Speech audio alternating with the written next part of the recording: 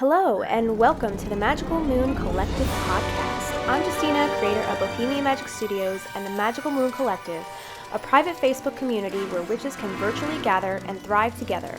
This group is able to run with the help of my patrons. Megan Baker, Dee Carubia, Michelle Zeman, Rachel Carter, Alyssa Wilson, Shelley Hitch, Kelsey Wood, Caitlin Morris, Heather Johnson, Jessica Frunrath, Jen Reichley, Anne McLaughlin, Lydia Weistrella, Veronica Lopez, Kelly Skelly, Vincent Carubia, Krista Rimmer, and Gina Mucci. So the Magickal Moon Collective is a private Facebook group, and our guest of honor today, my brother Vin, he is actually a member of this group. And this group started back in June 1683. 1692, the date of the Salem witch trials. This actually officially all started, I actually started a Patreon page years ago, and I never hit the launch button. And then I don't know, something happened around January of this past year. I just kind of got balls to do it. I just had to work through a lot of self-doubt and fear and get over it and just do it already. And yeah, and then from then on, I started getting some patrons here and there, and I already had a private Facebook group going on my Facebook page. It was a community, but it was kind of, people posting there frequently, whenever they felt like it, but it wasn't like a community. It was just like a place where people went to post random stuff related to witchiness and magic and all that good stuff. So yeah, we got our first $10 patron, which was really cool. Rachel Carter, shout out to her for snowballing this whole thing into effect. This is all happening because of her. So we started doing full moon tea parties as a result, because that's the $10 tier reward. So we started doing the full moon tea parties once a month, and the community just kind of evolved from there, and now everything is very tight-knit and more of community, and I'm really enjoying that. So that's why we're here today. I really wanted to get this patron reward. This is our first official podcast for the Magickal Moon Collective, and I really wanted to make it a special one. So here we are, and I thought we would do a Halloween episode to kick off these patron podcast rewards, because I advertise our $1 tier as podcasts, but I did one quick tarot podcast, but it was kind of like, it wasn't really a podcast. It was just like me talking about the tarot by myself. But this is the first one with a guest, and I thought, what better guest to have on this spooky podcast than my own brother, Vincenzo Carubia. So I want to give him a nice warm welcome. So just say, hey, what's up, Vin? Hey, what's up, Vin? So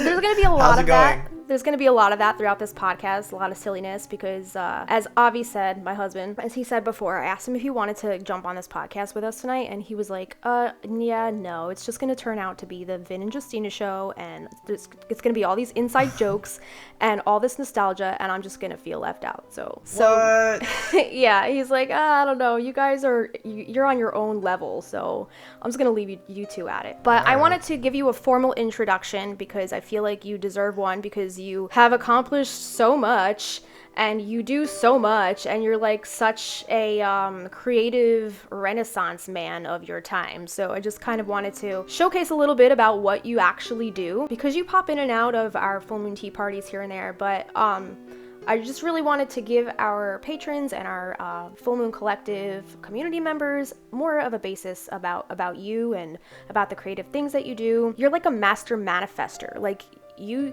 well, first of all, you're an Aries, you're a fire sign, so you just like, you see something, you want to accomplish it, and then you just go for it and you do it and you make it happen. And I just wanted to spotlight some of this right now. So without further ado, I would like to introduce to you my little brother, I wrote this little thing, Vincent Carubia. He's an actor, screen and playwright, aspiring novelist, custom tie designer, independent film director, vocalist, songwriter, and frontman of the new indie band Lunar Code, which I want to get into a little bit with you today about that, because the music that I've heard from you guys so far has been amazing. Yeah. Editor and owner of Skiptown Productions, as well as Skiptown Playhouse, a hotspot for comedy and improv in Hollywood, California. So I would say that's quite the resume, Vincenzo. So yeah, just tell us a little bit about all that stuff that you do. What's like your favorite kind of thing? Because you have a lot of different creative outlets. So I wanted to talk about a little bit about that with you before we get into the Halloween spookiness stuff. Yeah, I mean, well, thank you for the really nice introduction, all those nice things that you said. Yeah, so my big thing is, you know, moving to LA and trying to do my thing. I moved out here as a filmmaker and as an actor, but you know, you get a lot of rejection, you deal with a lot of no's, and even on my website, my quote that I live by is, if you really want to make it in this business, you're going to get a lot of no's, so be ready to create your own yeses.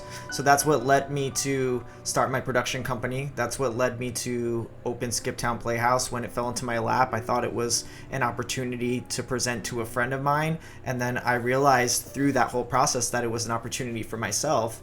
And then I found my business partners, and it just kind of snowballed it from there. From that, it led me to my distribution job, which led me into partnering up with Ronnie, who's the guitarist for Lunar Code, and creating our band there, which led me to also doing my very first ever film festival. I've always wanted to be a festival director for a film festival, so it got that going. And things just kind of like snowballed from opening that theater. It's crazy how much things have happened as a result of that, which it wasn't like... a lot of the things that have been happening over the last 3 years weren't necessarily in my plan. So it's just kind of cool how everything kind of works out. But like, I'm grateful every day for every minute of it. I don't take any of it for granted. I just try to see how all of it is part of the big picture and why things are happening the way they're happening, and just to trust the process. Yeah. I was actually listening to a podcast recently. I forget who it was. I think it was Biddy Tarot.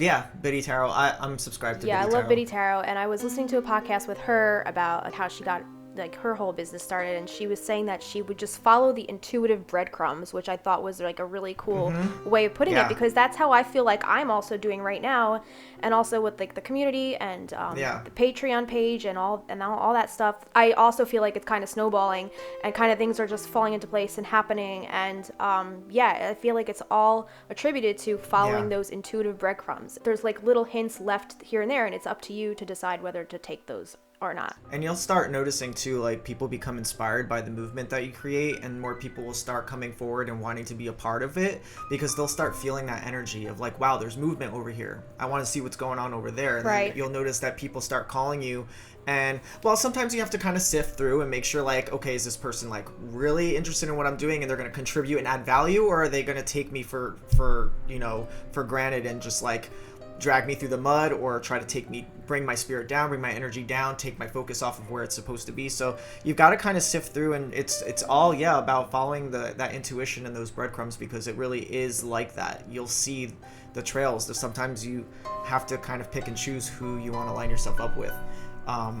And that's a very big part of it, is lining yourself up with the people that really believe in what you're trying to say and stand for what you stand for and what you speak of, and you stand for what they stand for as well.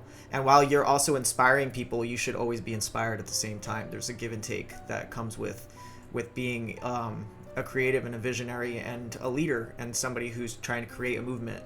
Absolutely. And I think we can attribute your film success and your creative geniusness to our spooky home videos and things that we used to do as children, which I really wanted to talk about that today, because I think that was such a big part of our childhood, and like Halloween in general. I think we were just like, it was just such a nostalgic, huge part. Like, we didn't just like get dressed up, like we went all out. We always went all out. Well, I mean, my first memory is like mommy making our costumes as kids, like the homemade costumes.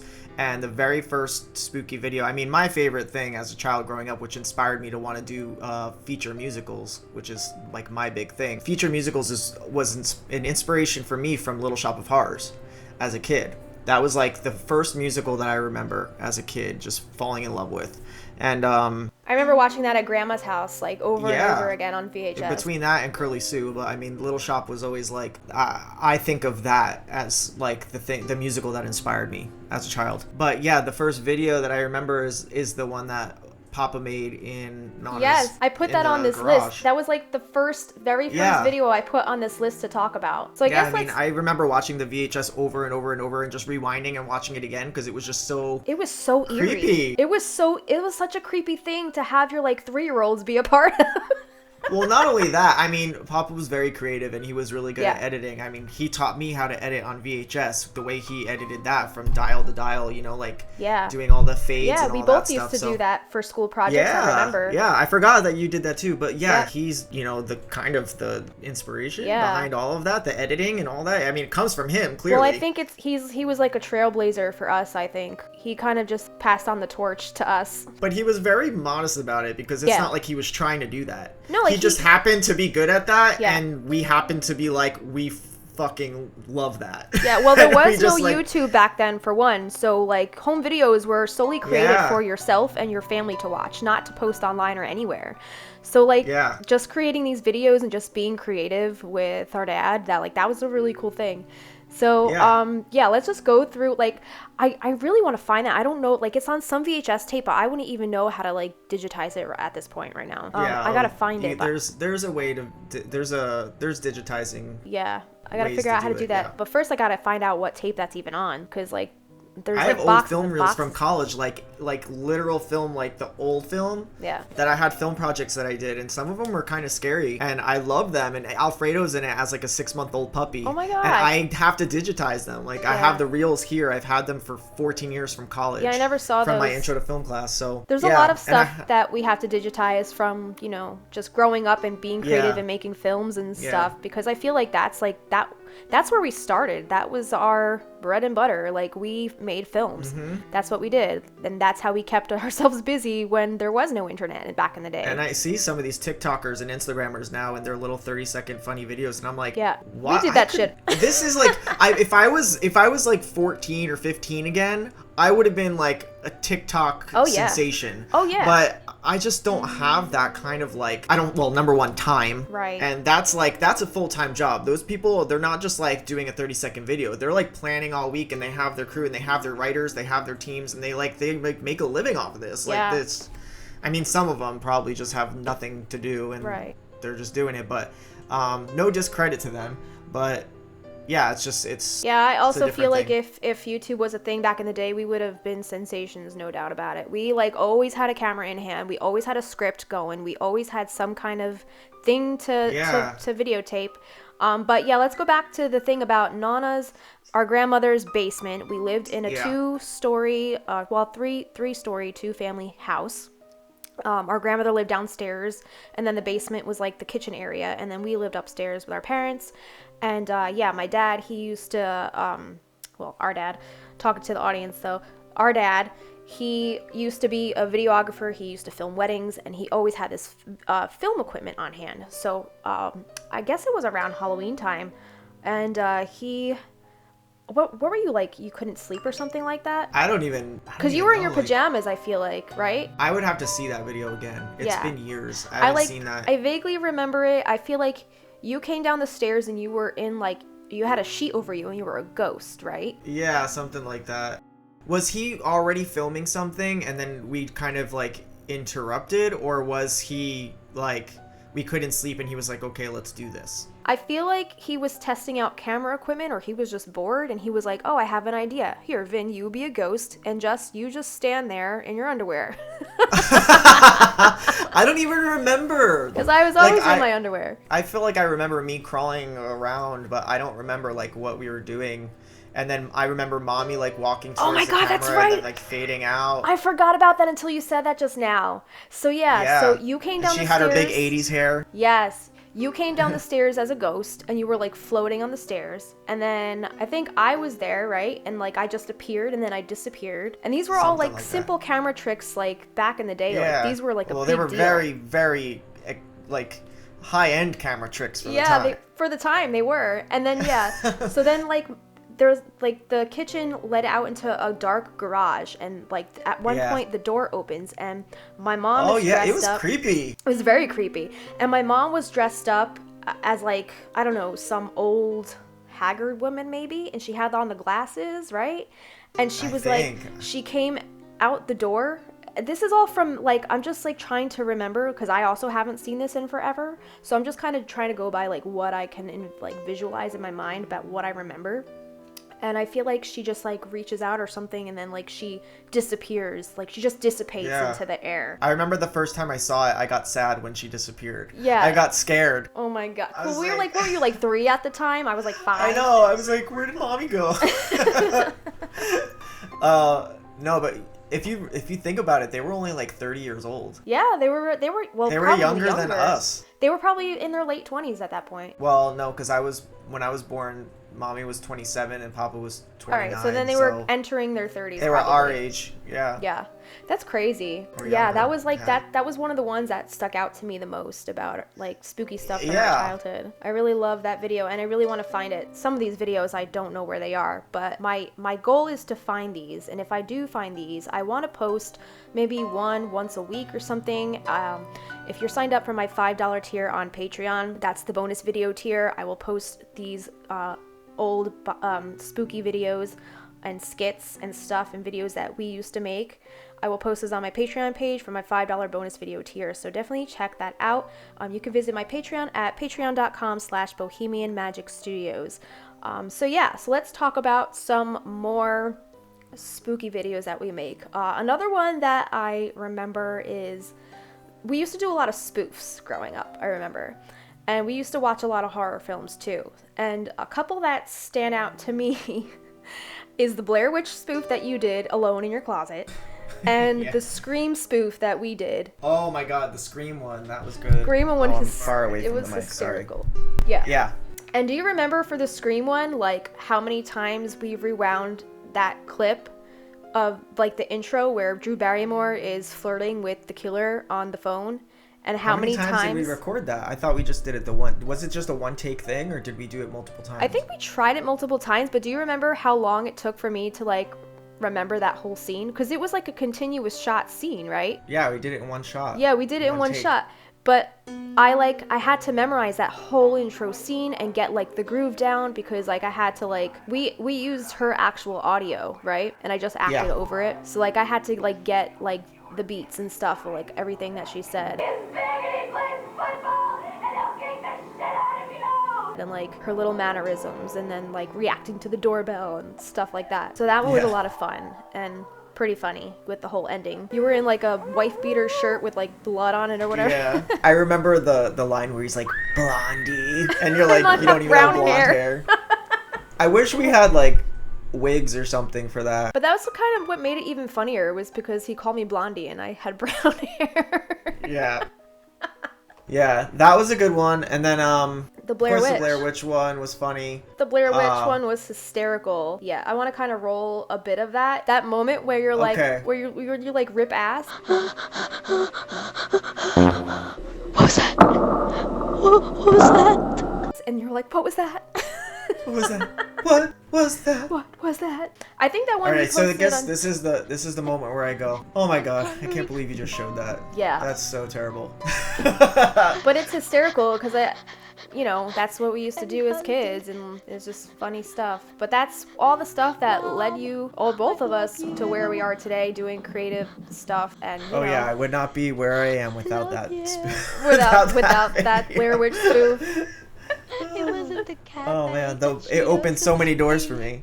Yeah, well, you do your film festival. You should add it to your film festival. Absolutely not. That one stays in the vault, in the Disney vault. Well, not to transition or anything, but talking about your film festival and horror stuff and creative projects or film projects that we would do at family. Let's talk about Bitches in Cabins. Oh my, what the? Yeah, and what Alien was that? Stalker. Let's talk about all that stuff. First of all, Bitches in Cabins was supposed to be like, okay, so when we went to this family reunion, I wanted to do like a 15-minute short film. There was like a variety of scenes, but of course, we're the cousins that all got together and made these films together growing up. Yeah, Same we group did. of us. It was always us. And then there was Danielle and Thomas, but Jess, Robbie, and Alyssa, we always made these films together. I mean, shout out to Jess and Lissa, who are both patrons of mine. Thank you, cousins. And just having our sleepovers was always a big creative inspiration, because we were all goofy, funny, but loved making these movies. We could not get through a solid night of shooting without Jessica and Alyssa beating the shit out of each other. Oh And yeah, then that's absolutely true. that, I mean, love my cousins, but that always like put an end to like, okay, we're done filming for the night, and the sun was coming up. It was one or the other. Yeah, we did film till the sun came up. We did. Oh, that every a lot. time. And I remember we did this one film. It was this one horror film that Robbie pretty much, it was all his He was a kind of director. concept.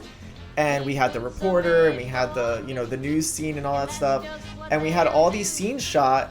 And then I remember we didn't finish. And I went home. And do you remember for like 6 months straight, I had like the soundtrack, all the scenes. I wrote like 100-page script, like a full-on script of what every scene in the movie was going to be from beginning to end. So we could finish and it? I wanted us to go back and sleep over again for a week or a weekend. And I wanted us to film that whole thing. Yeah.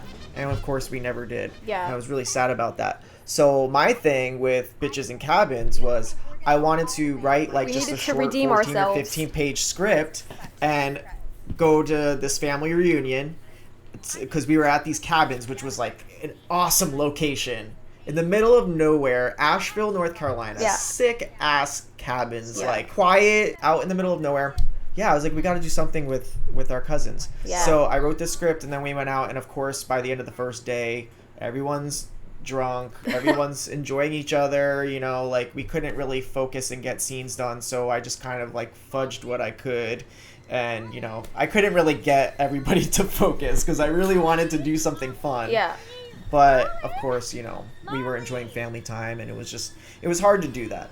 But Right. but that's where Bitches and Cabins came from, and Alien Stalker. And which Alien was really- Stalker. and Alien Stalker's been in like 10 festivals now. That's amazing. I think it's like amazing that like we took something that we just did for fun with like at a family reunion, and like now Yeah. it's gaining some traction and notoriety through like this film scene or whatever. But like Bitches and Cabins, I just love like how it's such a throwback to like those old grindhouse like campy summer camp it horror didn't even films. touch on the surface of what I wanted to do. Oh, I totally get it, and Oh I my totally God. would want to like I would make a feature of that. Bitches and Cabins isn't getting a lot of festival. It just got selected to one like 3 days ago. That's awesome. But that's only the second one it got selected to out of like 80.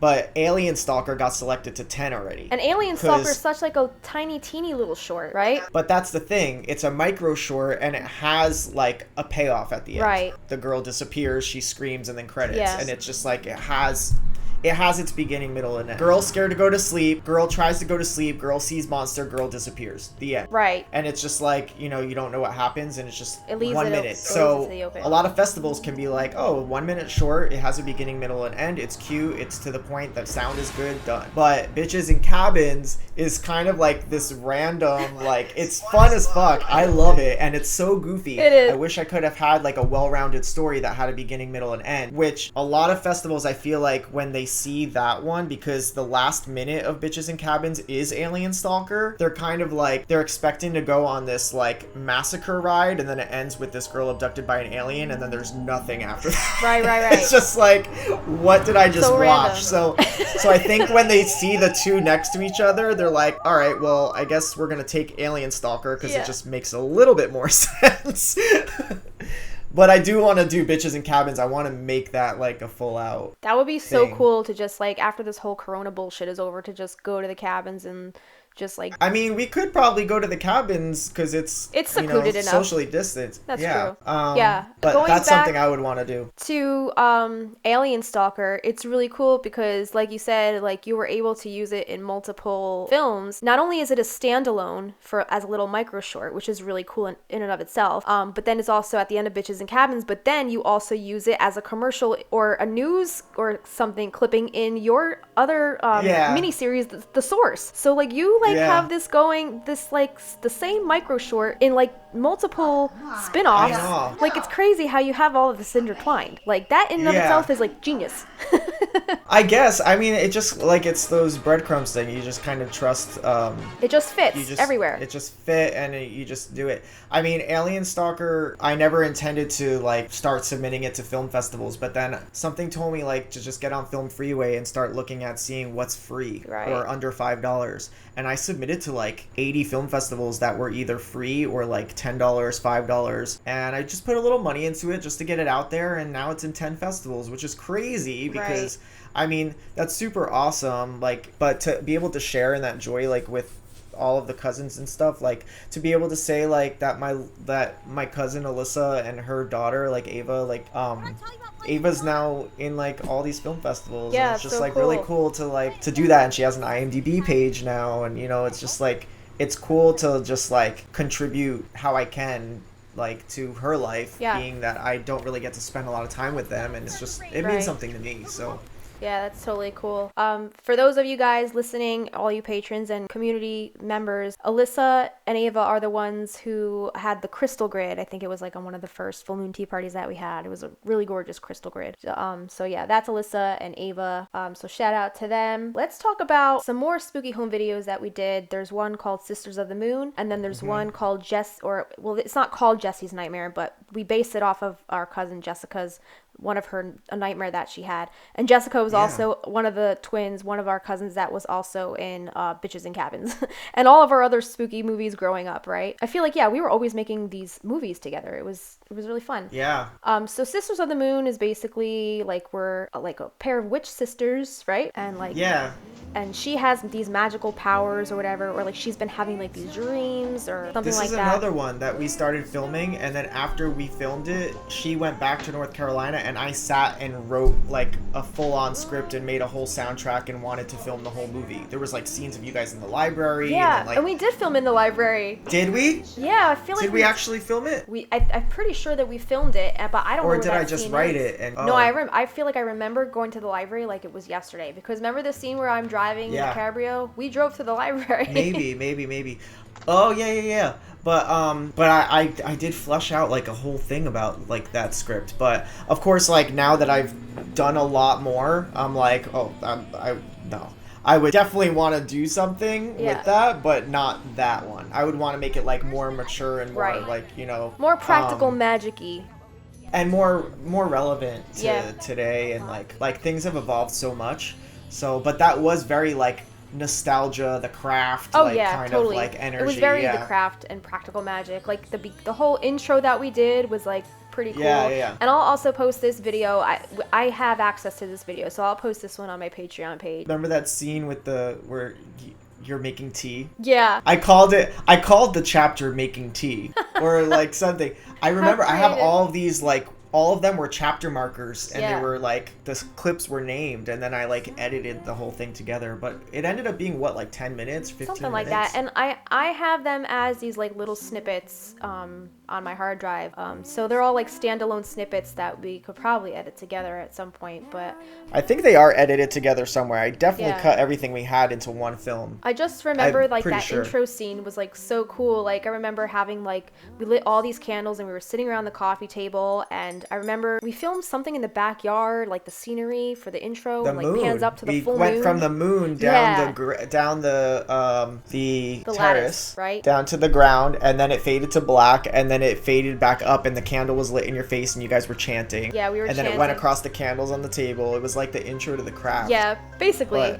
Now is the time, now is the hour. But we weren't saying that. We were saying some other shit. Like we were whispering. I don't even know if you could hear what we were saying. But then remember we put like the fans on to make it look like it was windy in there. You could hear it too, like in the video. It's like you guys are talking, and then you hear and then your hair starts blowing.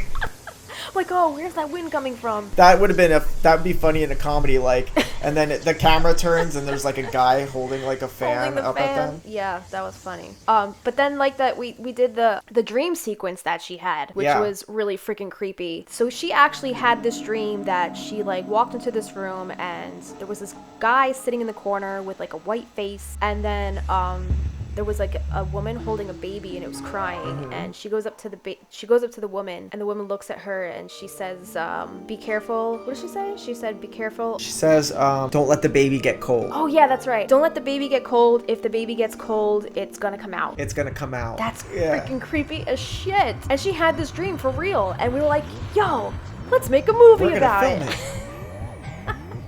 I was like, we're gonna film this shit. But that's funny because that's not the first time I filmed something like inspired by a dream. Yeah. I get very inspired by dreams. I have whole scripts written. Well, based your off whole of dreams. source webisode a lot of series the is source based was on a dream. was inspired by dreams, but I didn't get to film all of it. So I guess this is a good transition into dreams, because growing up you had a lot of prophetic and really creepy dreams. And going back to the films, the whole webisode series that you created called The Source about aliens and very sci-fi, this all stemmed from a dream. But I remember the day that you called me and you told me about this dream, it was like bizarre, and like I can't believe that it really happened. So why don't you just tell our listeners this dream? I want you to tell it yourself, and because I think it's like really freaking creepy, and I think it's amazing how like you were able to tie this into a whole like mini series. The dream I remember going to, so I went to this party.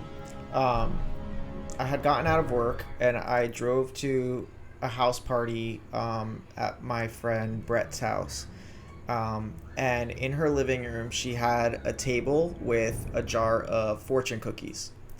And I remember opening the jar and I took a fortune cookie out and I cracked it open and I read it, and it said, "You will be greeted by aliens. You will be greeted by aliens." And I started laughing, and I was just like, I was showing everybody. I was like, look, it says you will be greeted by aliens. That's hilarious. So, and that's in the source, that fortune cookie. I remember that was at the end of the first episode, right? Yeah. So it says you will be greeted by aliens. So I thought it was funny, and I thought nothing of it. I put it in my pocket. We ended up going out, and I only had like one drink that night. I didn't even drink a lot because I had to work the next morning. So you can't even blame the alcohol. Yeah, I can't. Yeah. So I was like, I'm gonna go home, pass out. I'm freaking tired of shit. I worked all day. It was like I just want to relax. Go to sleep early. So I remember getting home from the party. I left everybody there and I was home by like 12:30. And when I walked in, I was so tired I didn't even take my clothes off or turn my lights out. I just fell into my bed and like closed my eyes and I was out. The next thing I remember is I opened my eyes and I looked at my phone and it wouldn't work or whatever. And it's hard to like remember the actual dream now because I filmed it. So now I'm trying like not to get my actual dream confused with what I filmed. Yeah. But it was pretty close. But I got up from my bed. I remember getting up from my bed and being like, why are all the lights out? Why is it so quiet? Because you fell asleep with the lights on. Right? Yeah, so I got up from my bed and I walked over to my closet area and I was like trying to like turn the light on in the closet and it wouldn't turn on. So then I'm like trying to turn on my phone and I'm trying to like access my phone and my phone wouldn't turn on either. This was in Holt House? Yeah, this was in the Holt House. So then I was just like, what the fuck? I can't even access like any contacts or anything. I was like, okay. So I was like, let me go see what everybody in the house is doing. And I went to my door and I went to open the door and I pulled it and it wouldn't open. Like I couldn't open my bedroom door. Was there a lock on it? I don't remember if my door had a lock. Why do I feel like Fredo always kicked the door open? Like I couldn't lock it. I feel like you're right. Yeah. But anyway, I can't really remember, but the door, either way, I could not pull the door open. So as I was trying to pull it, I turned around and I noticed like there were flashing lights outside. So then I walked over to the window. And as soon as I pulled the blinds back, it was just like a bright light and I was just like staring at it and I was like trying to see through this light and I couldn't. And then I woke up and the lights were back on and like I could hear I might have been Will walking down the stairs above me. Like people were just like up and about. And I was just like, that was the weirdest dream ever. Did you see a shape like a UFO or anything? No, I just saw the light. So then when I got up, I was just like, came out of my room all groggy and I was just like walked around the house to see if everybody was, up and doing their thing. And I was just like, that was so weird. And then I just remember like just being freaked out by the dream. Yeah. Just being like, wow, that felt so real. So do you think it was a dream or was it real? I had talked to 2 different psychics about it. One of them in particular said that it wasn't a dream and that she was like, oh, you've definitely been visited. That's what inspired that character in the movie. They'll be back, Roger. You'll see. Oh, I she love was that like, character, by the way. You've been marked. Yeah. They'll be back. All that stuff. So she basically what she told me, she was like, you'll only remember what your psyche allows you to remember. And that's exactly what this woman told me. She was like, you're only gonna remember. I was like, how come I can't remember anything past that? She was like, well, because your psyche only allows you to remember so much. So she was like, the fact that they visited you is, you know, one thing, but you're not going to remember anything past whatever your mind allows you to remember. Right. Sometimes people don't remember any of it. Right. So she was like, but you definitely had an encounter, and that was her input, and I was just like, okay. So I will leave all of the links to the source webisodes from Vin's YouTube page. I will leave all that in the show notes so you guys can go check that out, because it's a really cool little web series, and I hope that it continues someday because it's really cool. Let's talk about, not to jump topics or anything, That's fine. but let's talk about The Mayor, because you are also a writer. Oh yeah. And okay, I think that's one is very spooky, and it'd be really cool to talk about for this podcast, most in particular. So The Mayor is based on a dream of yours, right? Another dream. Is it? Or was it just an idea that you had? No. The Mayor, parts of The Mayor came from dreams I had, but the general, like how it all started, was actually from a research paper that I did in world mythology in college. Okay. And it started out as a small research paper where we had to pick a medium to talk about like our favorite mythological creature or whatever demon from this book. And then I chose The Mayor, which is a Norwegian folktale. And so it has origins already? Yeah. No, it's not made up. I mean, it's a myth. So, but it's not something it's not a myth I created, but it's a myth that I ran with. And then you were inspired by it. I was inspired by it, and I wrote a research paper about it. And in my research paper, my medium was a script, or a short story. So I wrote a short story about this boy named Timmy who is obsessed with scary stories. And he gets a little bit too involved in this one particular scary story about the mayor. And then it's like the Babadook. Yeah, it starts to like infiltrate his life. But then that evolved into a short script, which I wanted to make like an 8-minute clay animation. Oh, that'd be really cool. That's what I originally intended on doing it. And then I was like, no, I want to make this a feature. Started writing the feature, and I said, I think I want to make this a young adult novel. And then I just completely erased that all, and then I went back to the beginning, and then I did a fully fleshed out. It was at first it was like 30 pages, then it became like 50 pages. Now it's like a 27 chapter full-on novel. Are you finished with it? The only chapter I haven't written is the last one. Oh, and I'm waiting. I know how it ends. I already know what I'm gonna write, but I don't want to like put the words down until I edit and structure everything leading up to it, because I want it to bookend correctly.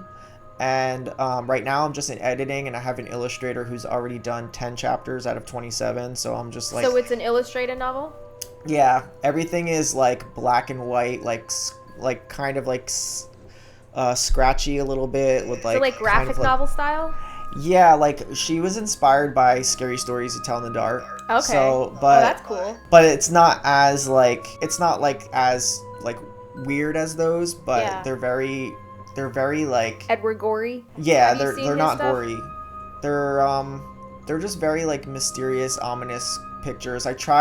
I really wanted to not show too many faces because I want to leave a lot to imagination. Right. But there's a lot of like shadows and like imagery. Ooh, that's creepy stuff. It evolved from the short script, which was like he wakes up and this mayor is in his waking life everywhere he goes, into he wakes up in a nightmare world, and he's in this completely alternate universe, kind of like The Wizard of Oz meets Alice in Wonderland meets. So his end goal is to try to get back? Is that what his end goal is? His angle is to defeat his demons and make it his way home. Do you think the mayor has like little hints of Jabberwocky? that's what I was inspired by, was because she's a horsewoman. Not to get off topic, but do you remember watching that Alice in Wonderland movie at Aunt Linda's house That back in the scared the day? shit out of me. And that Jabberwocky But it was my scene? yeah. That was it was scary my as favorite. shit. That always scared the shit out of me. Yeah, but that was my inspiration behind writing that character, or how I developed that character. Like, it's kind of like fucked up because like as much as that scared me at that age, like I still fucking loved it. I loved that scene. Oh, I all the loved time. it, I yeah. was like, oh, it's the Jabberwocky. Oh my god, it's a Jabberwocky. Yeah. I love it. So that was a big, and Alice in Wonderland, the 1986 version, Something like that. with John Stamos. That was my biggest inspiration for the world of the mayor. And Yeah, I always thought that was, I don't know why I thought that was a dream that you had, but it I guess because it's about a boy who's like trying to go to sleep, or like it's about is. Oh, you know why? Because the opening scene of the book with the clown in the couch. Oh, that's right. And that's like based one off of a dream.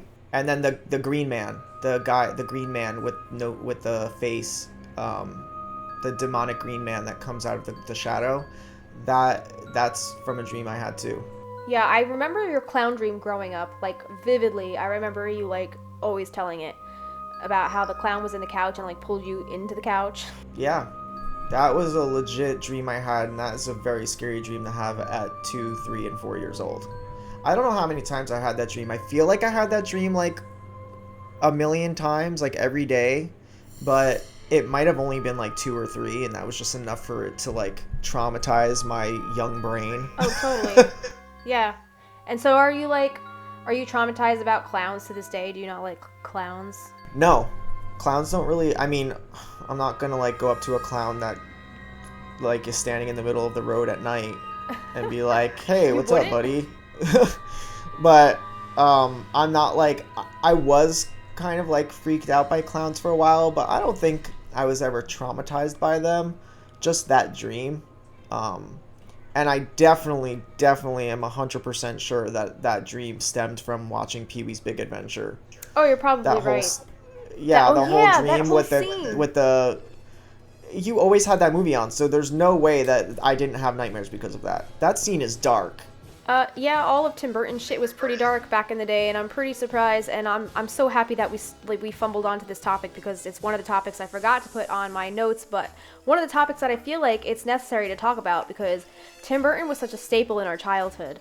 Like, even before The Nightmare Before Christmas, which was a huge thing, which we'll get to in a second, but even from Beetlejuice and Edward Scissorhands and Pee-wee's Big Adventure, like, I feel like those movies were constantly on in our house, like, as, like, young 3, 4, 5-year-olds. I would say, yeah, Edward Scissorhands, Beetlejuice, and Pee-wee's Big Adventure were, like, the top three of the movies that we just watched over and over and over again. They were always on. Then, like, Nightmare Before Christmas came out, and I remember specifically...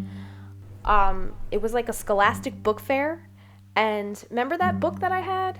It was like a paperback novel, and this was like when the movie just came out, and like it didn't do well in the box office like when it first came out. I think it flopped probably. It became more popular over time, as more and more generations started discovering it, and parents started, showing their kids it. But I remember back when it first came out, it wasn't very popular, and I was walking around with this book, this paperback novel, and in the very center of the book, it had stills, like, from the movies, like, scenes, like, photos, stills, and I remember, like, seeing these photos and being like, this is so cool, like, I want to, like, live in this world, what is this?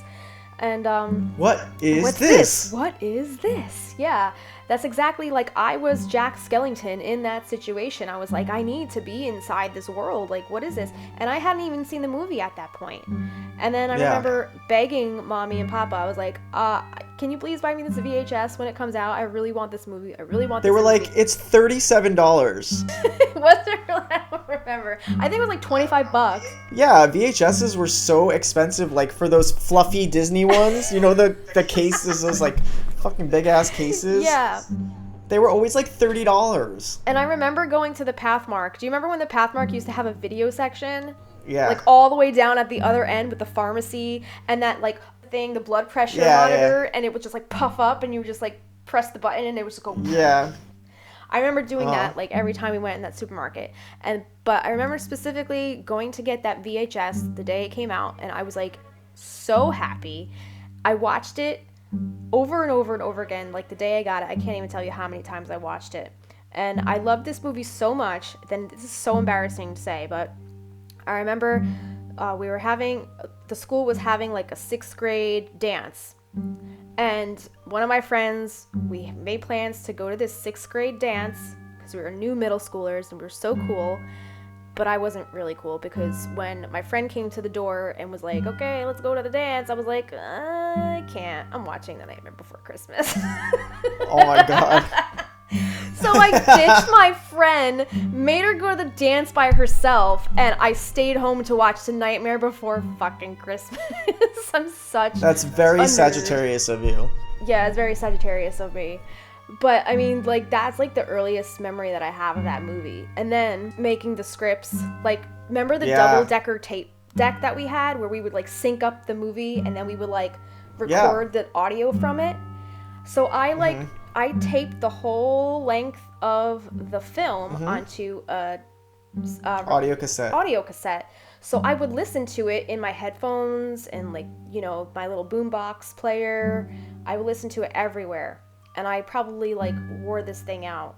And that's how I learned the whole movie, front to back, all the dialogue, all the songs, and we had rehearsals. We did. I remember going online back when, like, you know, there was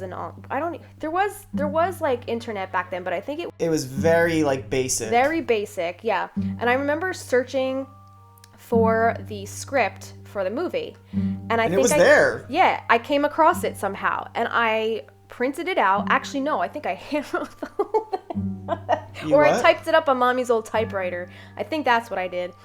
And I printed it, I typed it up.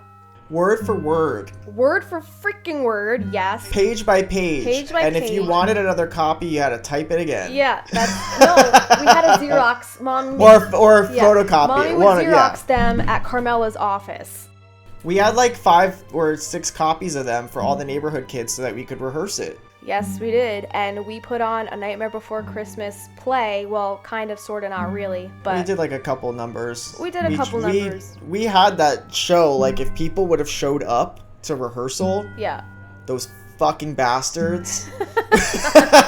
Not mentioning we would have had a full production at 8 and 10 years old in our backyard. Oh, we were top notch. We had, remember all the props that you built? We had the fake presents and everything. Like, that's right. We had a whole box of Nightmare Before Christmas props for our show. And we had it fully cast and everything. Some people played 2 and 3 characters because there were too many roles. That's right. Yeah. But like, we all knew our lines. We all practiced the shit. And we had a clubhouse in our backyard, remember? And it had like a little ledge, and it was like a 2-story clubhouse, so it had a little ledge. And remember, I would go up there like it was Jack's his tower, you know, the tower that he like lives in or whatever. And you know that scene where Sally falls off the tower in the evil scientist lair or whatever? Remember how I would like went up there and like I would like jump off that? Yeah, and you'd be like, ah! that was the tower. So like we do you remember the round thing that would go like this in the cemetery? Yeah. The cemetery, the swirly thing. That was the and slide. We'd walk down the slide with our legs like this. Yeah. Yeah, so that was like a super like big part of our childhood. Nightmare Before Christmas was huge. I was Sally for Halloween, and I remember Mommy took me to like Joann's Fabric or something, and we picked out this fabric that looked like kind of ragdoll-esque, but it's not the cookie cutter costumes, like the mass manufactured Sally the Ragdoll costumes that you see in stores now at all. Like, it was handmade, and we had to get as close as we possibly could to this costume just by watching the film. And she created it from scratch, and that was my Halloween costume. And I don't think anybody knew who the fuck I was because it wasn't really popular then. It really wasn't. And that was just awesome. That wig was so red. That wig, yeah, the wig was very red. Like, now I think the wigs that they make in like Spirit of Halloween, it's like actual yarn, like ragdoll material, but no, I used a synthetic red wig. It was like an Ariel wig, wasn't Yeah, it? it wasn't. I think it probably was an Ariel wig, because Sally shit didn't exist back in the day. No. Like, I hate to You be. couldn't get a Sally costume. No, you She couldn't. had to make it. You 'cause had to it make didn't it. exist. And I hate to be a complete Tim Burton hipster to all you little hot topic millennials, but like, I was on that shit the year it fucking came out. Just saying. Just saying. I am the biggest Nightmare fan, hands down. Yeah, Tim Burton, man. Like, I fucking love everything he does, but not so much lately. I think he lost his magic a little bit. Like, He got, I don't want to say he sold out, but got he too sold Hollywood. out. He did. I mean, with the Dark Shadows was, not good. I can't remember the last movie of his. I mean, he did the Frankenweenie feature, and that was good. I feel like whenever that was he goes nice, back, nostalgic. whenever he goes back to his roots, like stop animation, that's what I'm like. Take my money. Yeah, like Corpse Bride, Frankenweenie, even Coraline, which is not a Tim Burton movie, but Henry Selick was the producer on Nightmare, so I it's thought he very was the reminiscent director. of it. Who directed it? I forget which way it was. I think Tim Burton was the visionary. He created everything. Yeah. But Henry Selick took it and brought it to life. And he Yes. put his little spin on it. But Coraline is very reminiscent of the Nightmare world, which is really cool. Yeah. So, I mean, I love that too. And then there was James and the Giant Peach, which was also Henry Selick, which has Jack in it. And, both Coraline and James and the Giant Peach both have Jack cameos in it. I don't know if you knew that. I didn't know Coraline. I knew in... there's a scene where the other mother is cracking an egg for breakfast, and his face is like in the egg. Oh, yeah. Yeah. I do remember that. So Okay. it's really cool. But I love that whole world, whether it's Henry Selick or Tim Burton. Like, I think they're just both geniuses in their own right. But they inspired me so much, and I think they inspired both of us, so much growing up. Yeah. Trying to be filmmakers and creatives all around. Absolutely. What else can we talk about? I mean, there's a lot of creepy things from our childhood that, come to mind. I can only think of one, but you tell me what ones you're thinking of first, because maybe they're just so creepy that I just put it out of my mind. The majority of the scary things that come up all have to do with Jessica, Alyssa, and Robbie. Like stuff most that of really them. happened? No, not that they really happen, but things like revolving, like being at the house in Bricktown. Remember, we would always be up all night with Yeah. them, like at that house, and just being like out in their backyard. Remember, In the tent, at night, right? in the tent, and it was really scary back there. And I remember Robbie would tell me about a nightmare he would have about a woman that would walk out of his parents' room and would like try to take him. Oh my god. So he would tell me that, and I'm like 2 years younger than him. Yeah. So having him tell me that, and then me sleeping, I would sleep on the top bunk, or sometimes it would be the other way around, and he would already be snoring, and I would be just up all night, like staring at the ceiling, waiting, thinking that this woman was gonna come out my gosh. and get me. And then I would like sneak off to the twins' room and knock on the door, and usually Jessica or Alyssa, one of them would be awake, Yeah. and I would just like end up playing dolls with them or something. Because like I was just like scared shitless to go to sleep. But that didn't happen all the time, but I just remember like the energy and vibe of like being there, and it was just like that was probably one of my favorite memories, was like going to their house in Bricktown. Yeah. But that's one scary story, and like I remembered it every time I went there. I would be scared to go to sleep. Really? Because Robbie would fall asleep so fast, and then I'd be up thinking about like his nightmare. I'm like, this is even my He was just nightmare. like- Why he am was I like, scared? So I had a nightmare, Vin. Here it is. Okay, good night. Yeah, Sleep with that. pretty much. Yeah, that's one. The one that sticks out to me is the Ouija board experience at our Halloween party. Remember that? Where everyone ran out of the room. Everyone ran out of the garage screaming. So, Yeah, I I remember it, but I probably don't remember it as well as you. Yeah, because this I- stuck out to me like I still remember like it was yesterday. So we're having this Halloween party. It's in our parents' garage in our childhood home. And we had probably, I don't know, there's probably 15, 20 kids in that garage. And, you know, it started off all fun and games, played Bob for Apples and just stupid kid games. And I remember my friend Angela, I asked her if I could borrow her Ouija board for the party because we were gonna, fuck with this thing. I would never do that now. I don't fuck with that shit now. But me either. No, I believe it opens portals that probably should not ever open. But when you're a kid, and you see a game in the store promoted by Milton Bradley, you don't think that this shit's gonna like stir up the fucking Conjuring. So I mean, while you're doing it, you kind of hope it does because you don't know any better. But yeah, as an adult, kind of hope it does. Person with like a brain, right? You're like, that's just dumb. Why are you gonna go and bring that shit we were into every your life? dumbass kid in every scary movie that you look at and you're like, oh, why are you gonna fucking do that? And it's like, oh, because I did that. Remember the one we painted? Is this the one that we painted and made ourselves? No. But that shit ended up with me in Savannah, Georgia, and then over to the Holt house, and then I finally threw that shit out. It was in the closet forever. We will get to that. Let's finish this story and then we will get to that because that's crazy shit. So we're in the garage, we're playing with the Ouija board, and I don't remember what exactly happened. I think the lights went out, but the light switch to the garage was still on, so nobody turned it off. So the light switch itself was positioned in the on position, but the lights were out.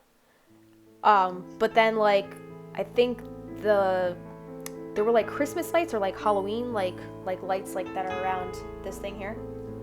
Yeah. But those were still on. But just the overhead light went off, and I think the lights were flickering, and everybody got freaked out.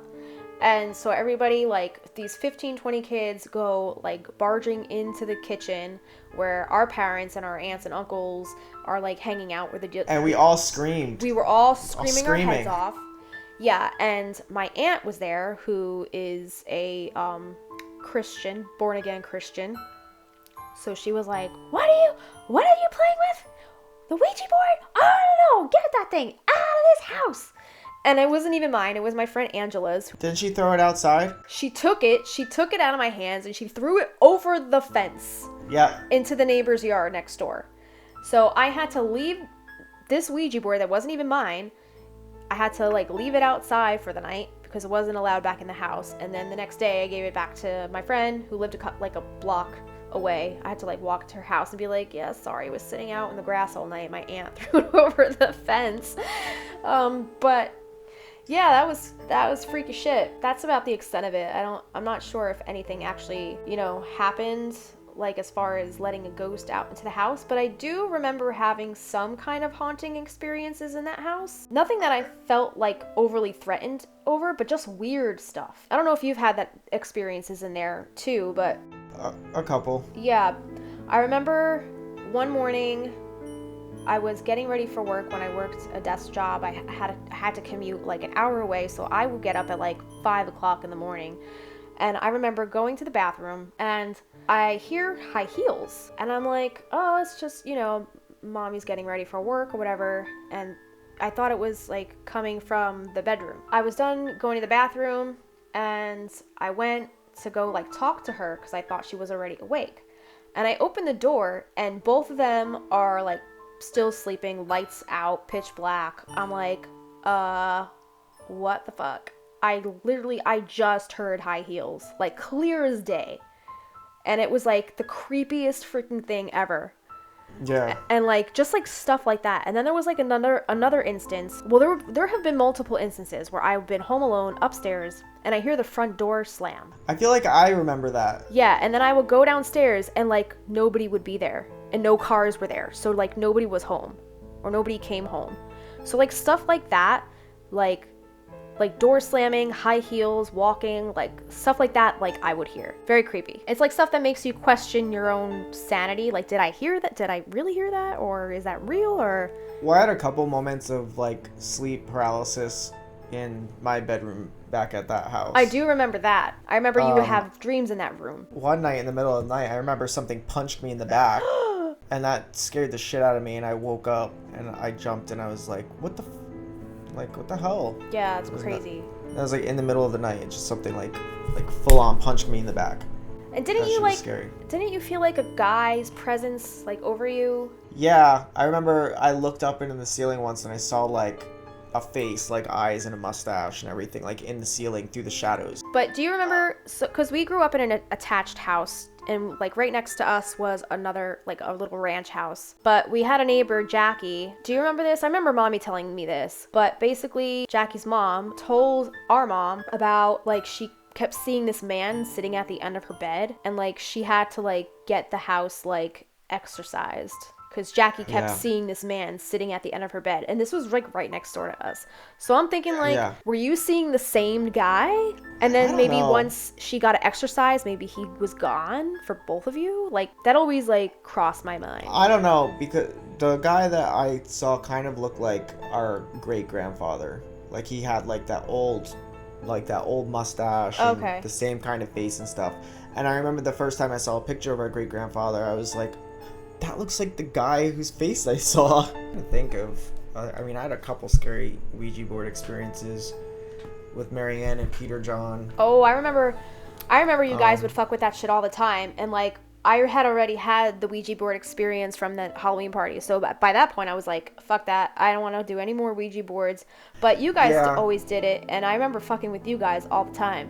Yeah, but after like I went to college and stuff, I stopped with that. So tell us about the one that you made and how that followed you. I remember you took like an old board from one of Papa's. I had a piece of wood and I spray painted it gold, and then I painted the sides black, and then I just painted black letters on it. And you glued like gems and stuff on it, right? Yeah, and we just made one out of wood. They do say those are like the most fucked up ones you can have. Or the ones that you make yourself. That shit, the one I made was really cool though. It was gorgeous. It was dope. Like, that one could have been a prop in a movie. Like, yeah, it was pretty cool. But it was cool, but no. Tell us about some of the fucked up shit that came with it. But no, I ended up bringing it with me to college, and then I brought it with me from college to LA, and it was just like in the closet. But I wasn't playing with it at all. And then the roommates took it out of the closet, they found it, and then they were playing with it, and I was just like, nah, that shit is not going down in this house. I'm not opening up any spirits in this house. Yeah. And after they were done playing with it, I think I ended up just taking it and throwing it out. And I was just like, I'm done with this.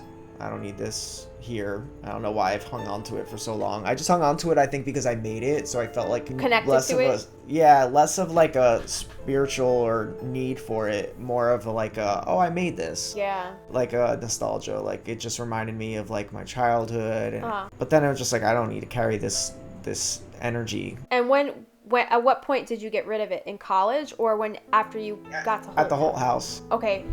In LA. Did you notice that anything like once you got rid of it, the energy felt better? I don't know. I wouldn't. Because I feel like there was something in that house. There definitely was something in that house. There was, but I wouldn't say that was from the Ouija board. Because I didn't play with the Ouija board in that house. It was like from when we moved in. There was always something there. But they say spirits attach and they follow you, so. But could be true. And you know, Savannah is like what the most haunted capital city of the United States. Yeah.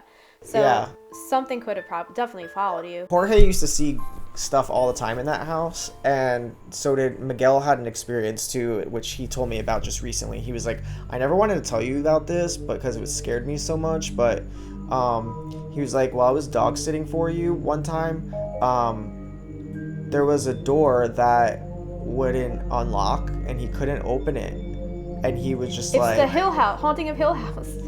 He was just like, what the hell? So then he was like trying to use the key to unlock it, and it wouldn't unlock, and then he took his hand off of it and it unlocked itself, and then he just fucking screamed and he was like, fuck this house. And then like Jorge would always see like a girl or a little girl sitting at the top of the stairs, and it's just like crazy, but he never told me about it until like we moved out of there. I don't know if he didn't want to scare me or what, which I appreciate, but because if somebody told me that, I'd be like, what the fuck? I never felt threatened. In every house I've ever moved into, I've always like made it very vocal to like whatever spirits are around, like, hey, listen, I'm just passing through. I'm gonna be here probably not forever, so like, let's just be cool. I'm just here temporarily and I'm passing through, so I'll respect your space, you respect mine, we respect each other, we're both here, and let's just like be good with each other. I do remember though, there was kind of a dark-ish energy in the Holt house for sure. Yeah, when my friend Ashley came to visit, she went into my bathroom and she was like, your bathroom is fucked. And I was like, really? And she was like, immediately when I went in there, I was like, this room is haunted. And do you remember Fredo would bark into my closet, which is where the bathroom would lead to, where it led to the bathroom? Yeah, and you guys would go out, because me and Vin lived together out in LA in this house I was living there for about 6 months or so back in like 2009. And I was there for about 6 months, and we moved into this house, and I just remember early on, or when we moved into this house, Eva saged the shit out of it, and one of her friends, Marsha, came over, and like something happened. I don't remember. I think I fell asleep. Fredo was barking into the closet. That's when it happened. He was growling into it and barking into it, and the lights were off. And she was like, what's wrong with your dog? And didn't Eva say like, oh, I think the house is just haunted. And then Marsha just, without saying bye to anybody, walked out of the fucking house, and we just heard her car just go. She just took off. Like, the bitch was gone. Oh my god, that's so funny. You guys would go out clubbing like all hours of the night, and I would stay home with the dogs watching a movie or something in my room. And it was more them, Marsha and Eva. I went out with them a few times, but I was usually in my room fucking crying. Yeah, I remember. Yeah. That first year. I was depressed as shit. That was the worst year of my life, but... Yeah, but those dogs would, like, bark at nothing, at the ceiling, at nothing. And they would, like, do that, and, like, I kicked them out, and I was like, okay, you need to get out because you're freaking me out. And they would just, like, continue with it in the hallway, just, like, barking at the ceiling at nothing. And I would just, like, put the blanket over my head and just be like, all right, everybody will be home soon. that closet would, sometimes the lights would turn on and off. And it would freak me out, and Fredo would bark into it, and he would bark into that closet all the time. I would have sleep paralysis dreams in that room, and the couple dreams that I had, a figure walked out of the closet next to me, was standing over me, and then I couldn't move. I couldn't get out of my sleep paralysis. But that happened like 2 or 3 times. Yeah, Avi gets sleep paralysis, and I have to, like, kind of, like, get him out of it. I had sleep paralysis here in my apartment on the couch in the living room. I can't say I've ever had sleep paralysis. It's a scary feeling because it's, like, literally feels like somebody is... Okay, it's like your whole body is just, like, dead weight, and you can't lift anything. You can't, like... Your mind thinks that you're moving a body part, but then your conscious realizes that the body part hasn't moved at all, and then it just like you're kind of stuck in this like limbo of like in between awake and asleep, and you're conscious, and sometimes you can see your environment around you, but it's like you're seeing it, but you're not actually awake seeing it. You're building the image in your brain, knowing where you are, being aware, like I'm on the couch in the living room. So you're experiencing something, you're experiencing what you're actually experiencing it without actually experiencing it. It's like this weird middle ground. And sometimes a figure will appear or something will intercept, and it's kind of like, I don't know if it's like a dream or if it's like a portal or what, but like holy shit. When I had the dream in the living room here, I was like, I knew I was asleep on the couch in the living room, and I was waking up, and I felt like this energy in the room, and I opened my eyes, but I was still sleeping. So I was not awake at all, but I opened my eyes, and I looked at the window, and there was a figure coming towards me from the window, and it was like reaching out for me, and I was trying to pull myself off the couch and like being like, okay, you can get up, you're just having that same sleep paralysis, you can fight through this. And then I would like try to move my arm or like try to like fight against it, but your body's asleep still, but your mind is awake. So it's like you're this in between. And then when you finally wake up and you get out of it, it's like sometimes you finally wake up and you're still like trying to wake up. You're still trying to get the rest of your body to react to being awake. So your body is not moving, but you're awake now. It feels like sometimes like 5-10 minutes, like you're just stuck in this space and you can't move, but it's actually only like 10 or 20 seconds. Yeah, because they say that like time in dreams is like, yeah, like Inception. Right. Which is, by the way, I love that movie. Yeah, I just watched it again recently. I did too. I watched it on Netflix like 3 weeks ago. Mine was like a few months ago, but like I remember going to see that in the movie theater, and I fell asleep during it in the movie theater. I guess I was so tired. It was not because I thought it was bad. I was just so tired. Yeah. I think I was working long hours at that point, and like I couldn't keep my eyes open. And then recently I came across it again, and I was like, I really want to watch that again. So I watched it. I was like, whoa, this is freaking amazing. Like, this is pretty freaking cool. Yeah, probably what led me to be like so inspired by dreams and using them so much for creative shit is because like they've been such a huge part of like, that's scary. What the hell? That just go out by itself? No, this candle Yeah. was out. It went back on? I was looking for a lighter. I kept looking at the desk to relight it, and it just What? relit itself. That's crazy. If you What rewind the this, hell? and you'll see me look at the candle, look on the desk for something like 15 minutes ago. Oh my gosh, crazy. Okay. Crazy. Cool. We have something. Yeah. We have something good in there. That was nuts. Yeah, so that relit itself.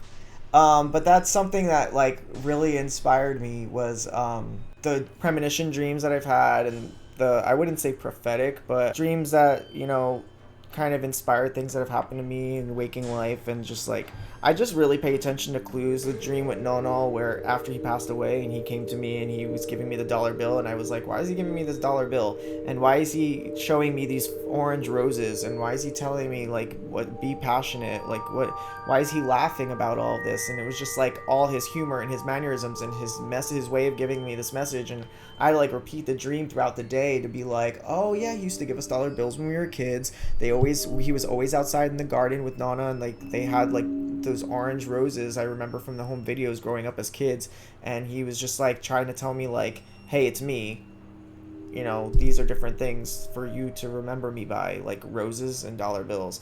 And that's weird. That is weird. I found a dollar bill while I was making my bed before this podcast. I have it right, where is it? It's a crinkled up dollar bill, but I found it while making my bed, which is weird. Yeah, Papa had a dream about him shortly after he passed too, and it was something along the lines of like he was showing him a typewriter or something like that, and Yeah. And Papa was like, why would he be showing me a typewriter? And I'm like, he wants you to write your story.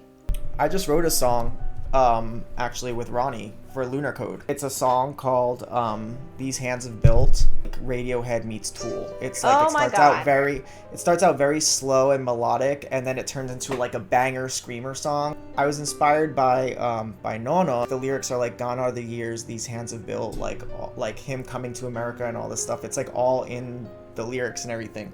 But when I was writing it, I just said to him, like, the same when I made that tie, and I was like, I can't figure out this stitch. I was like, can you help me make this stitch? Can you help me figure this out? And then I made his tie.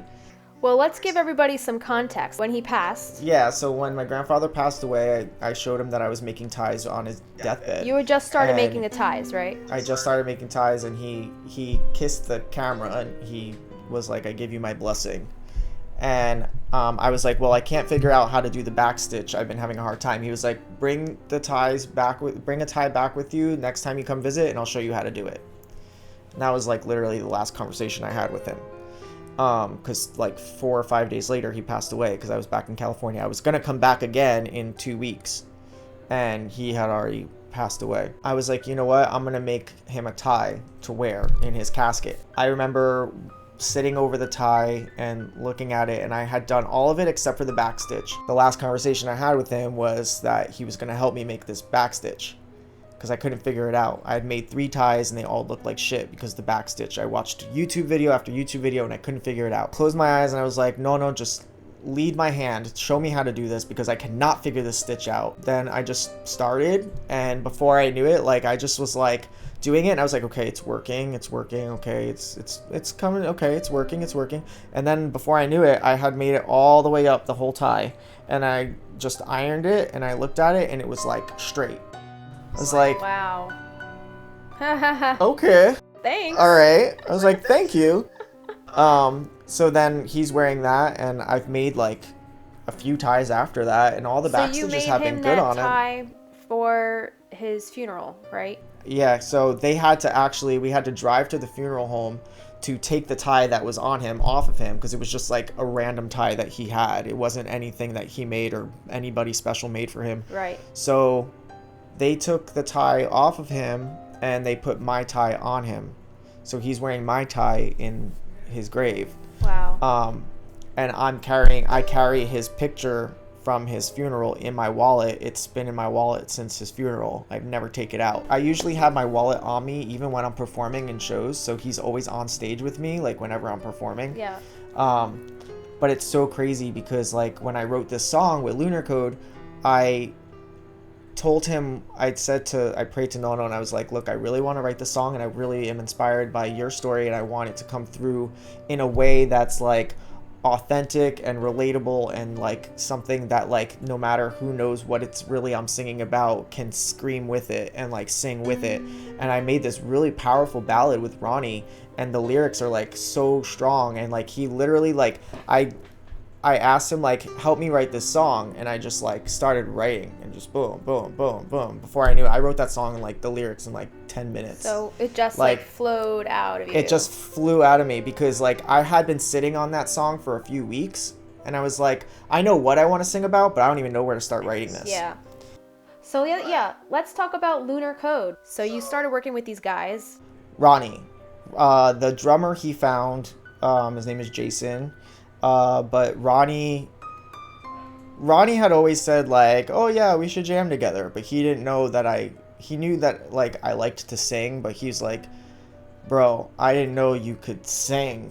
Like I thought like you were just another singer that says like I can sing.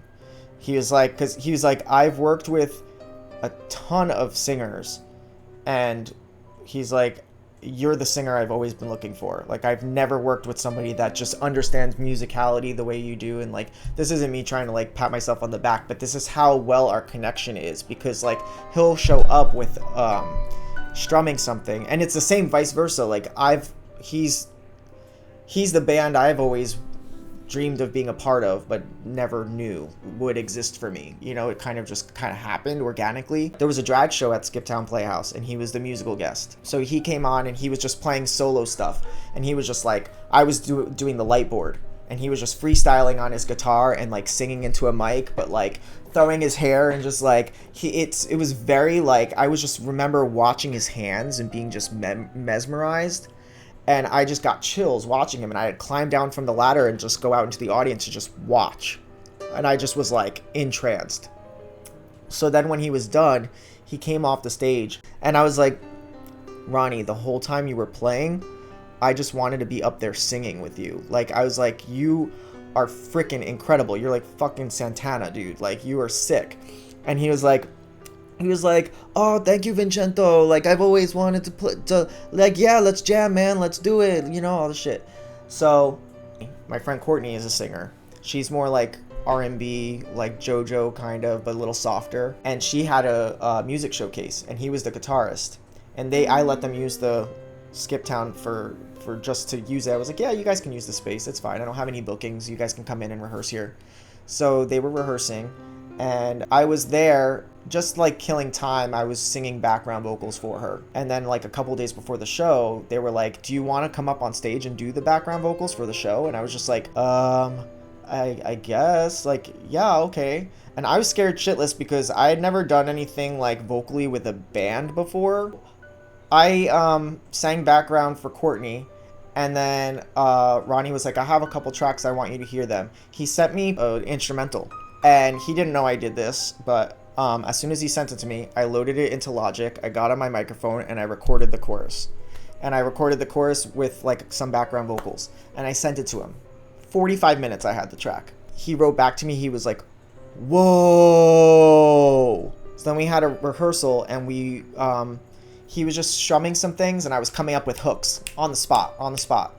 And before we knew it, we had like 5 ideas. We only had like 2 or 3 practices, and then COVID happened. He went off to a farm in South Carolina with his girlfriend, and then I was here in my apartment for 2 months. Then we started having like, he was sending me tracks though while he was on this farm. And then we got together with this drummer. He was like, we're going to try this drummer and this bass player out. And then we met up. Everything was kind of gelling. Chemistry was just there. Yeah, and it was just like kind of like building up. Now we have like 12 songs. So we have like a full album worth of material. We're both just putting our money into this, and like we're going to record in the studio next month, and we're hoping to have these 2 singles out by the end of the year. So where did you Finding guys the name was hard. come up with the name of Lunar Code? We came up with that on the beach at a bonfire. That's so LA. Yeah, it is. We were trying to come up with a name for months, and I really wanted to do the name Kings of Chiron, which was the name that I had come up with, but he said it sounded too much like Kings of Leon. Yeah, which it does. I agree. Then I wanted to just do Chiron or Message from Chiron. What is or something Chiron? with the planet Chiron. Chiron is the planet that it represents the wounded healer and using your words to heal others. Oh, I like that. So that's what I wanted to do, Chiron, and then I wanted to do something with the planets. Then we went through like 15 other names, and we were like, all right, It's yeah, hard that's coming up cool. with a And it band was name. already a band, and that was already a band, that was already a band, that was already a band. And we were like, let's just do like Everything Is Taken. And that was already a band. And we were like, fuck this. So then finally I was like, let's do something with the moon. And like, I don't even remember who ended up coming up with Lunar Code. We were like, well, it's a book, but it's not a band. Oh, it's a book?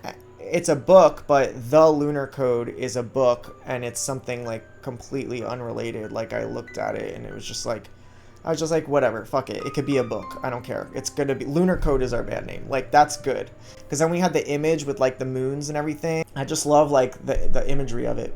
It goes in line with I wanted to do something involving the planets, and I feel like the moon is really important because, I mean, obviously it's a huge influence on people and our minds and our emotions, and we are 80% water, and the moon controls the tides, which controls our, how we behave and interact with one another. And so I just felt like Lunar Code, to me, it just fit and it just made sense. I feel It like was we deep. are both really tied to the moon with my Magickal Moon Collective and like all the other stuff I have going on with that. Just like studying the moon and the cycles, and not even the cycles, but like the different moons of the year. Just been studying those. Like right now we're approaching the harvest moon, and then after that we'll have The equinox. blue moon. Well, Which, that's by the not way, moon, but this Halloween falls on a Saturday, and it's also a blue moon, which is the second full moon of the month. So Yeah. that is really freaking badass. And the next blue moon on Halloween won't be again till 2039, which is pretty. the next blue moon. The next blue moon on Halloween. Oh wow. Yeah, and I'm not sure when the next blue moon on a Saturday on a Halloween would be. I didn't go that far into my research, but the next Halloween blue moon is 2039. Sick. How old will I be? Old as fuck, probably. God, 2039, 19 years from now, I will be 52. Like 60 years old. I'll be Christ. 52. Oh man. All right. Well, I should probably go watch Showgirls now. Because, I mean, that sounds like a really good thing to do on a Tuesday night. Was there anything else we should talk about? I mean, we could talk about Halloween forever. So, Yeah. I just remember, like, trick-or-treating back in the day. oh, I was hardcore. Oh, yeah, you were. I went harder than you. You would fill pillowcases and then, like, bring them back to the house, dump them, and then Dump go them back out for and then more. go out again. I was trick-or-treating till 11 o'clock at night when we Yeah, could. there was no curfew back in the day, that's right. And we were out all hours of the night. We would start at 2 in the afternoon or 3 in the afternoon, and we would go until 11. Especially if it was on a Saturday. And we would start, remember we would do our whole neighborhood, Oh, every yeah. fucking block, every door, and then we would drive to Thomas's and do his? Yeah, and we knew the good house in our neighborhood had full-size Snicker bars. Remember that house? Yeah. Yep, we always hit that house. The Houstons always did. Yeah, they always did, but then there was another They always house had good candy. over on, I think it was Mattis, that had full-size Snicker bars. Oh all the yeah, time. those big houses. Yeah, the McMansions. Mm-hmm. So what was your favorite Halloween costume growing up? Oh geez. I always thought I was an adorable little pirate. Yeah, When I liked your pirate. I was the pirate the year you were the tiger cat woman. Right. That was a good Halloween, and you know why that was a good Halloween? That was Because the best Halloween. I have footage of Grandma and Pop Pop and grandma had her, she worked at BFI or whatever that was. She was the BFI trash compactor. Yep. Like the blue, That was she a painted good her video. face blue, and she was like, she looked like Violet Bogart, and she just had this like big like trash can logo that said BFI. That was like a big blue trash can. And then Pop was just a city worker, which was what he was anyway. But I mean, I've been Super Mario. The alien was sick. The marionette. I forgot about the marionette. My only thing is, I wish I was better at Halloween makeup. I'm just not good at it. I don't know why. I think it's that I'm lazy and I don't put a lot of effort into learning how to do it well. Yeah. And I don't have the right tools. Yeah. I feel like if I really put the effort into it, I'd be good at it, but I just haven't. I did Day of the Dead one year. Yeah, And me and Avi did that too, which that was what probably yours, one of my favorites. yours came out amazing. It was beautiful. Well, that we mine did so well did not that look we good. had to do the La Llorona music video. Yeah, you guys nailed it. I can't do makeup like that. Avi helped me What with that. I other- can't take full credit for that makeup. He's really good at the makeup. I think one of my favorite childhood costumes was probably Pippi Longstockings. Yeah, that was hands down. That was your number one, Yeah. and followed by Sally. Well, Mommy made that costume from scratch, as usual. She sewed the whole thing. I had the little tights. Just like Tiger Catwoman. Well, Tiger Catwoman was kind of lame. But that was, yeah, but it's classic lame. It's classic Like- lame. Like, I will never forget that costume. Like, Oh my God. that was yeah. I have a Didn't you picture do that in like the video? You did that in the video. Yeah. She was like, just do the cat face, and you went. Those were the best. And then you're walking around like through the school, like getting candy. Yeah. Or you were Pippi for that one. Pippi. Yeah. I was Pippi, and Mommy spray painted my hair all red, and she put the little wire hangers in my braids to make them. You stand can't up. do that anymore, or that's Child cruelty to your abuse. children. Spray painting their hair But like I that. looked fucking amazing. Yeah. And she hand sewed this like frock, and I had like the boots with the tights. I had like one. Do you green, remember when one we red. would try to walk up the walls? Did I try to walk up the walls? Do you remember when we would try to walk up the walls? Vaguely. Like Pippi in the movie? But I just for the first time ever. Walked up a wall? No. I follow this this couple on YouTube. They're called the Grim Life Collective, and I just want to give them a shout out right now. We're not friends, but in my mind we are, because I freaking love these guys. They just like scout out these old film locations from all these old movies. Oh, and yeah.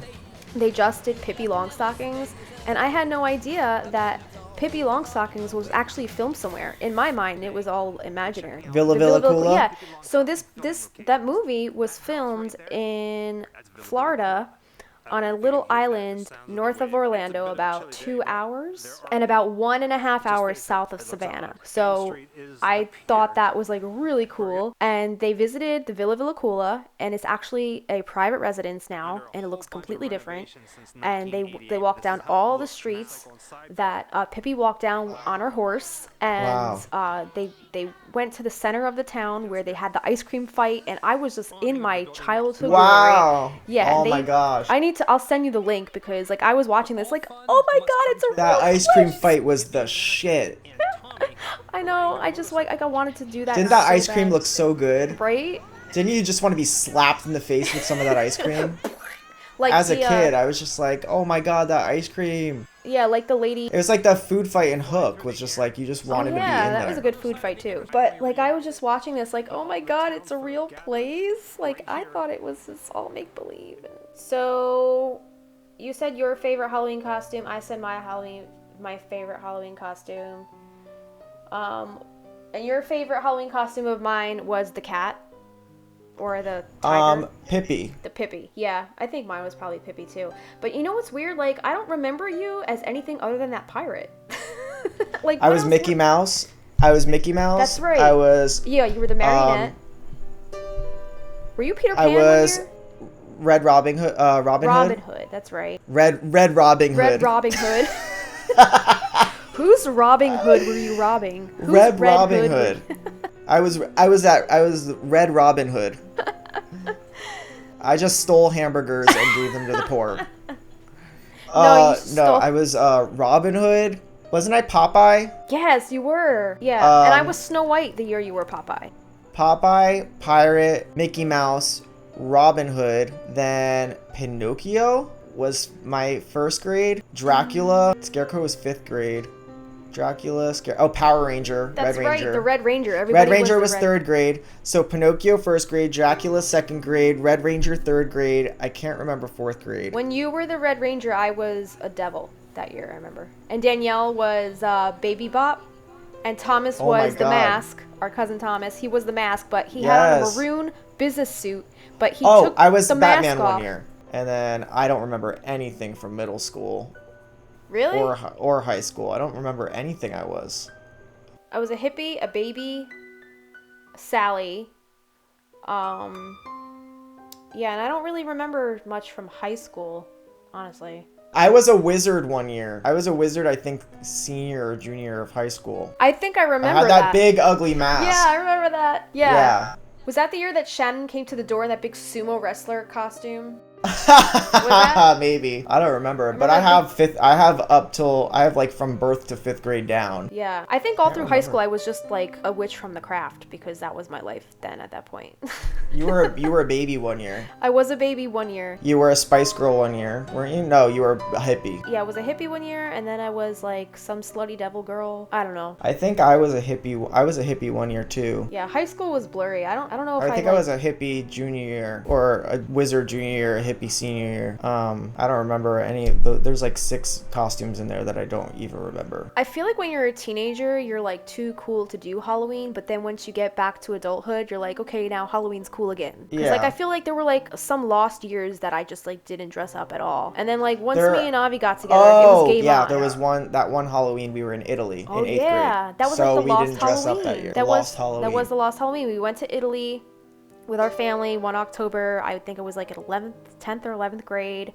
And they didn't celebrate Halloween over there, and it was so weird. And like They had a pumpkin in their living room. well, it wasn't a pumpkin. It was just a squash? green squash that they cut to make look like a pumpkin because they I don't wanted even remember that. they wanted us to feel better because we were sad we were missing Halloween in America. That's why they did that, and that was Oh, awesome. So nice of them. That was cute. But yeah, that was the lost Halloween. I wonder if they still have that house. I don't think they do. No. No. That was I think they love that sold house. it. Yeah, that was a pretty cool house. Is there anything that we didn't talk about? We didn't talk about Madeline Ashton. with Madeline Ashton. I just watched that movie 2 days ago. I freaking love that movie. Death Becomes Her. Do you remember that was another movie that we used to recite like crazy back in the day? Like every single word, like that whole song in the beginning. Helen, you idiot. Yeah. Helen, yeah. Idiot. Yeah, idiot. Mad hell. So good. The Crucible home video is one that I had on here that we didn't talk about. Yeah. That was a school project that I had to film, or you had to film. I don't remember who, but It was for my English class. it was for your English class, and we had to film a scene or a couple scenes, Yeah. and that was actually pretty decent for how It came out good. No. it did come out good. Yeah. And I remember we even took all the little kids from the neighborhood and put them all in mommy's old like lingerie nightgown And had them running through the woods. and had them run through the woods. And actually, it came out really good. Dude, that came out so creepy. And that's one of the other films that we made that I specifically remember us with the little double track cassette player, like lining up the soundtrack from Sleepy Hollow. Yep. Right? We tried to like line that up with the video, and this is all VHS still, by the way, not digital. Yep. And this was like what, 1998, 1999 at this point. Yeah. I was in high school. So it was still VHS. This was like 10th grade for me, so I was like 14 or 15.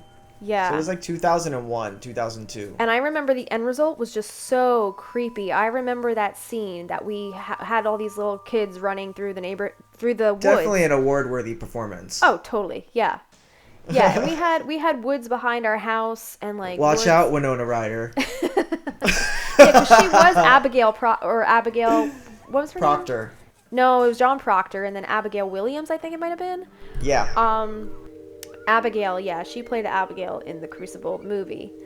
And I just remember doing that scene and like it just felt silly, but then when we edited it together, it looked so freaking cool and creepy. I really do think that's quite a piece of film history in our book. And then there was that one scene with Danielle, who at the time, our younger cousin, she's now almost 30 years old. At the time, she was probably like, I don't know, 6 or 7. And she was like 10. 10? Yeah. So we had her pretend to be one of the fallen ill girls who was affected by this affliction of the Salem witch trials, all the hysteria of that time. And she was pretending to be like, you know, bedridden. And I was I She Abigail? wanted to be free. She wanted Didn't to be she free. do that? So we had her barge out of like my bedroom window on the 2nd story of the house, and like when she did this, all the kids like below the window went like crazy and screaming and stuff, and it was so freaking I can badass. see it in my head. Well, remember the video that I did with Jenna in Marianne's basement? Yes. Was that based on Silent Hill? What was that based off of? Well, I found a song online, creepy music. We were always like intrigued by Marianne's basement, and we used to play like scary games down there that too. basement was pretty dark. I remember. That was the scariest basement I've ever been in, like growing up. I was always scared of her basement. That was my experimental film debut. Right. As like this doesn't make any fucking sense. It didn't make visual. sense. It was very avant-garde. But it was really, but it all went to the music. I feel like at that point, digital started happening, and you were just starting to come into your own as an editor. Like you were like experimenting with that whole digital thing. It I took was me starting a bit. to do Windows Movie Maker then. Right. It took me a bit more to get into the whole digital scene, but like you took to it like right away. You were really good at the editing thing. And then wait, what about that other spooky movie with Nicole and Chris Abbott? That didn't go anywhere. I blame it on the eggs. What? The eggs. Oh, I remember blame it on Nicole with the eggs, the scrambled eggs? They just wouldn't scramble. They wouldn't. Well, you know what the problem was because we were kids and we didn't know how to fucking cook yet. Didn't know how to cook but eggs. the pan wasn't hot, so she turned the the fire on as we called action, and then dropped the eggs in there, so they weren't cooking. But we didn't understand why they weren't cooking at the time. We were like, why won't these eggs cook? Because the pan's But it's not because hot. the pan was on low heat. Oh it wasn't my God. cooking. That's hysterical. Every time I cook eggs, I think of that movie, though. Like, seriously, to this day, every time I make scrambled eggs, I think of Nicole. Oh my God. I bet if we ever found that footage, she would just like kill us. Oh, I would too. Marianne too. Remember when Oh, she yeah. had like the headphones like coming? She was like coming in from a jog or something like that. Yeah. Oh, it was so good. And then I guess the last video that we should probably talk about, that probably won't ever see the light of day for reasons I won't get into, but the raptor. Oh. The raptor. That one was fun.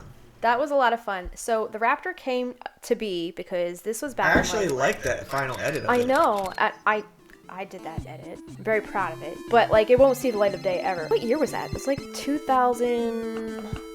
I want to say 11 maybe. It was the year of the rapture. Basically, remember everybody was saying that on the certain day the rapture is gonna happen and everybody's gonna ascend into heaven. All of the non-sinners would ascend to heaven on this day and time, specific time. But we thought it would be hysterical to, instead of being the rapture, it would be the raptor. So the raptor would basically take over the earth on this day and time and just start killing everybody and making everybody zombies. So we put our own spin on it. It's so fucked up. But I guess I can probably export a scene of it, like one of the funnier scenes. A scene The end. Yeah, the end with the toilet. The end is the best part.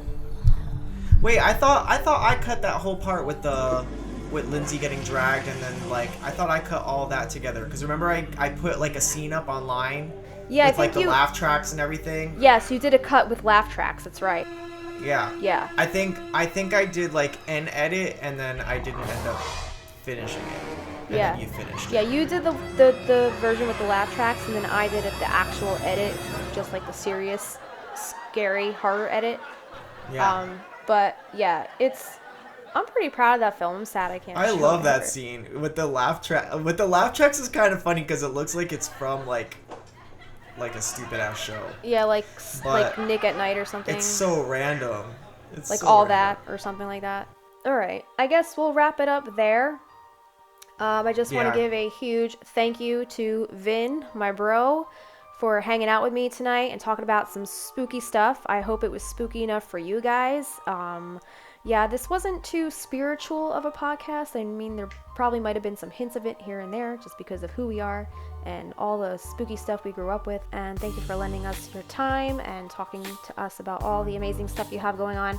And I will leave all the links in the show notes and stuff below this podcast, so you can check out all of his music and all of his projects and all the stuff we've been talking about in this podcast. I will leave it at that. Thanks once again to all my patrons for making this content possible. And for all of you $5 tier patrons, definitely check out the bonus video section so you can get in on all that awesome bonus content and some of the home videos that we've been talking about throughout this podcast, just so you have a little bit of context. Thank you so much for joining us. We hope you have a very happy, spooky, safe Halloween, happy and merry Samhain. So say bye, Vin. Bye. Thank you. Thank you. Bye. You have just finished listening to the Magickal Moon Collective Halloween Special Podcast. Thank you once again to all of my patrons for making this content possible. And we hope you'll join us on Sunday, November 1st at 10 p.m. Eastern Standard Time for our full moon tea party to honor our ancestors and celebrate the full blue hunter moon.